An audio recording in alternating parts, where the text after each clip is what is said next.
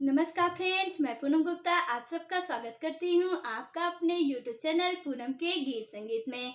Friends, बहुत ही मज़ेदार, बहुत ही प्यारा एक गीत गाने जा रही हूँ। अगर आपको ये हमारा गीत पसंद आए तो आप हमारे चैनल को सब्सक्राइब करें, लाइक करें और कमेंट में हमें ज़रूर बताएं कि आपको हमारा ये गीत कैसा लगा। तो प्लीज़ हमारे इस चैनल को आप सपोर्ट ज़रूर करें। अब ना चले मने मानी हमारे पिया, अब ना चले मने मानी हमारे पिया, अब ना चले मने मानी तोहार पिया, अब ना चले मने मानी तोहार पिया।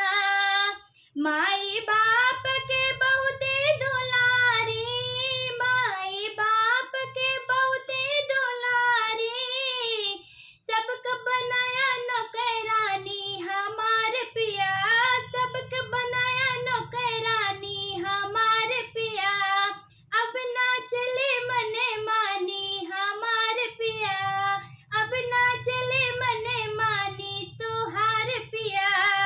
MA BA डिग्री कई के आए, MA BA डिग्री हम कई के आए, हमसे भरावे लगा पानी हमारे पिया, हमसे भरावे लगा पानी हमारे पिया, अब ना चले मने मानी हमारे पिया, अब ना चले मने मानी हमारे पिया।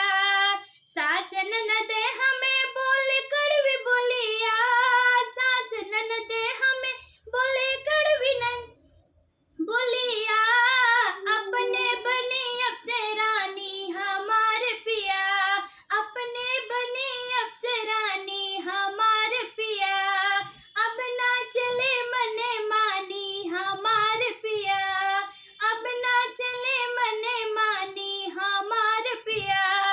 चार चार लई